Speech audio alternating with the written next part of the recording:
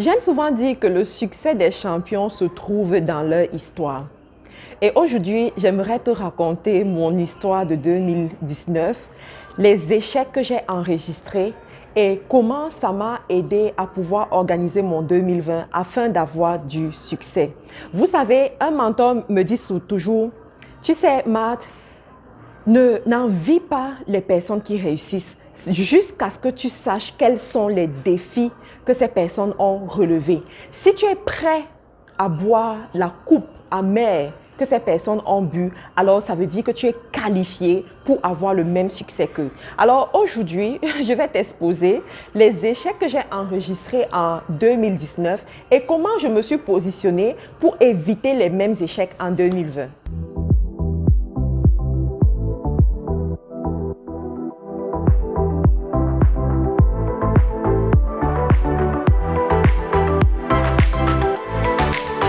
Pour ceux qui ne me connaissent pas, je suis Matt Karine, je suis entrepreneur e-commerce. Mon rôle cette année, c'est de t'aider à congédier ton patron, c'est de t'aider à devenir un entrepreneur, c'est de t'aider à avoir la vie que tu aimerais avoir. Chaque jour, tu dois mettre une pierre pour construire ton édifice. Chaque jour, tu dois avancer pour ton succès. Et aujourd'hui, j'aimerais partager une histoire, une histoire qui me tient vraiment à cœur, qui va t'aider dans ton parcours en 2020. Alors, en 2019, j'ai enregistré beaucoup d'échecs côté affaires. Ce sont des échecs qui m'ont coûté très cher, qui m'ont coûté en temps, qui m'ont coûté en argent, qui m'ont coûté même en relation. Et on dit souvent, l'important, ce n'est pas de voir où tu es tombé, mais c'est surtout de te relever. Et je crois vraiment qu'en 2019, je me suis relevée malgré ces échecs-là. C'est la raison pour laquelle j'ai pu avoir les résultats que j'ai pu avoir. Et aujourd'hui, j'aimerais te partager ces échecs-là. Alors, le premier échec, c'est quoi? C'est que je n'ai pas su gérer la période de fin d'année. Je n'ai même pas organisé ma période de fin d'année comme cela se doit. Vous savez, la période de fin d'année, c'est la période où on fait beaucoup de ventes. Et selon votre business model, vous devez vous préparer longtemps à l'avance ou bien juste quelques mois à l'avance. Mon business model consiste à vendre en gros. Ça veut dire que je vends à des personnes qui vont revendre aussi et qui doivent se préparer à temps. Et il se trouve que moi, j'ai commencé ma préparation pour les stocks pour servir mes clients en fin d'année uniquement à la période d'octobre. Ça veut dire que c'est au mois de novembre qu'on m'a livré les stocks en Afrique, par exemple. Mais rendez-vous compte que c'était extrêmement tard. Et parce que c'était extrêmement tard, j'ai perdu beaucoup d'argent. J'estime ce que j'ai perdu à une valeur de 50 000 euros. 50 000 euros que j'aurais pu avoir, mais que je n'ai pas eu tout simplement parce que je me suis prise tard. Alors, j'ai compris que pour ce modèle d'affaires, si tu veux réussir, alors il faut te prendre vraiment longtemps à l'avance. Je dirais même vers la fin du mois de septembre, tu dois déjà avoir les fonds réunis, contacter tes fournisseurs, voir un peu comment est-ce que les quantités que tu aimerais avoir, voir comment est-ce qu'on va fabriquer ces quantités-là, chercher des transporteurs. Pourquoi même pas faire, par exemple, l'envoi en bateau au lieu de l'envoi express par avion qui te coûte la peau des fesses. Donc, quand tu t'organises comme ça, tu vas beaucoup plus rentabiliser ta fin d'année, tu auras plus de résultats et tu auras aussi plus d'argent. Et non seulement tu pourras servir tes clients beaucoup plus rapidement. Donc ici, je veux vraiment parler aux e-commerçants, à ceux-là qui livrent en Afrique pour vous dire que, je vous en prie, ne commettez pas la même erreur. Alors j'ai choisi de transmettre ce message en début d'année. Pourquoi? Parce que vous devez vous préparer pour ça. Pour pouvoir faire des stocks, il faut avoir de l'argent. Vous allez vous voir en train de dépenser des sommes comme les 30 000 euros, les 50 000 euros pour pouvoir faire ces stocks pour couvrir cette période de l'année-là. Mais vous devez dégager cette somme d'argent quelque part. Vous devez vous organiser dès le début de l'année pour avoir cette somme d'argent afin de réussir. Là, le deuxième échec que j'ai eu à enregistrer, c'était au niveau de mes clients, la satisfaction des clients. Je vous assure, personnellement, je note la satisfaction de mes clients en ce qui concerne le e-commerce à 6 sur 10. 6 sur 10 vraiment parce que je ne veux pas, voilà, 6 sur 10. Mais je crois que j'aurais pu faire mieux. J'ai eu beaucoup de remboursements, j'ai eu à rembourser plusieurs personnes, j'ai eu à échanger des produits, j'ai eu des commandes annulées. En fait, j'ai eu ce genre de retour et ça m'a vraiment rendu triste. Pourquoi? parce que je ne m'étais pas préparée comme il le fallait, parce que je n'avais pas mis les choses en place comme il le fallait. Le service après-vente, c'était la catastrophe, quoi. Vous voyez, c'était le client. Des fois, il y avait des clients qui devaient revenir vers moi, alors que je n'avais pas mis, tout simplement parce que je n'avais pas mis sur pied un service qui va les recontacter, un service qui va gérer la logistique comme ça se doit. Il y avait des confusions sur les colis, les trucs de ce genre. Ça, ce sont mes échecs que j'ai enregistrés en 2019. Mais la bonne nouvelle, c'est quoi? C'est qu'en 2020, j'ai recruté plus de personnes. J'ai mis sur pied des programmes avec des experts, des programmes que des experts ont construits pour pouvoir faciliter les échanges, faciliter les ventes et assurer un bon service après-vente. J'ai investi, j'ai dépensé de l'argent pour que cela soit fait. Et vous savez quoi? Nous sommes au premier mois de l'année, en janvier, et je me suis rendu compte que le taux de plainte a diminué.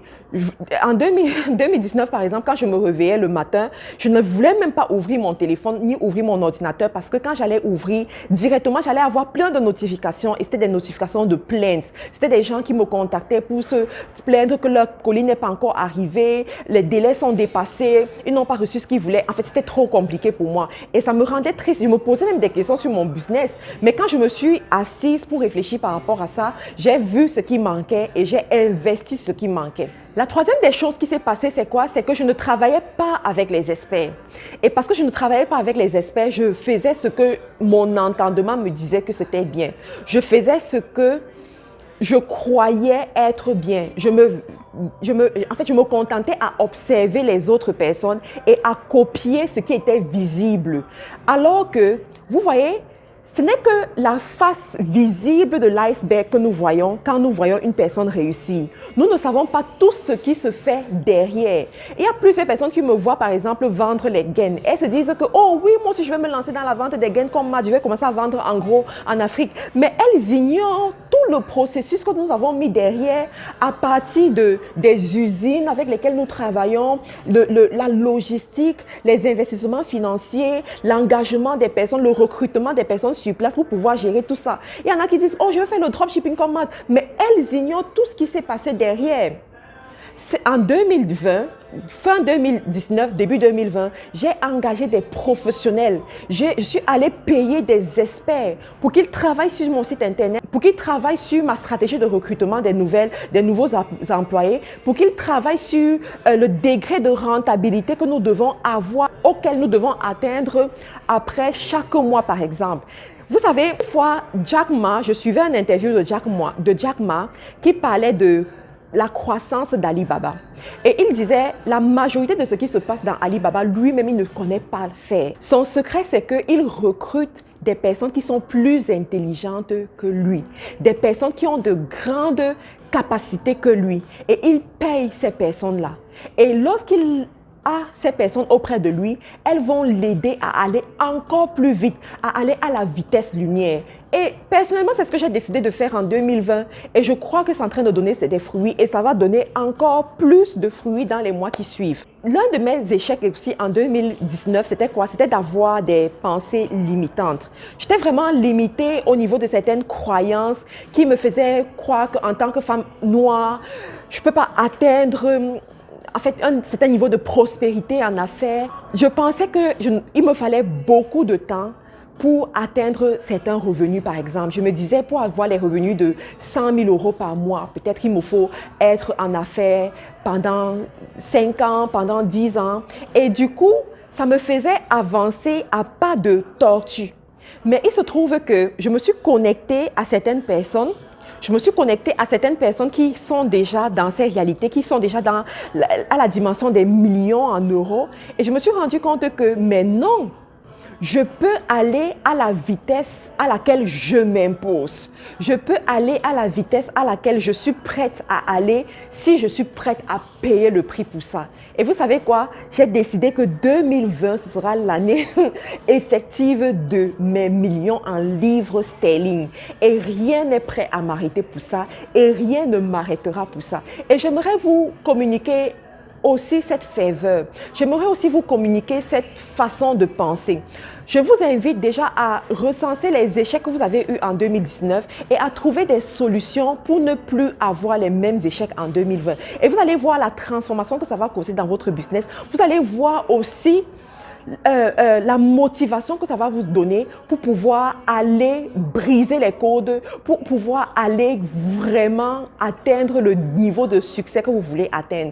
Je vous invite à la Business Tour parce qu'on parlera aussi de ça à la Business Tour. On parlera de ce qui va vous aider à être des entrepreneurs de succès. On parlera de motivation aussi à la Business Tour. Inscrivez-vous à la Business Tour si ce n'est pas encore fait. Vous pouvez être sponsor à la Business Tour et profiter de la visibilité qu'elle va pouvoir offrir. N'oubliez pas de regarder en description de la vidéo pour voir le lien d'inscription et allez vous inscrire directement avant que les places ne finissent parce que nous avons déjà rempli tous nos tickets VIP. Ils sont pleins. Donc, il y a encore les tickets single et tickets duo. Profitez de cette semaine pour avoir vos tickets. Merci encore pour votre attention et à une autre vidéo.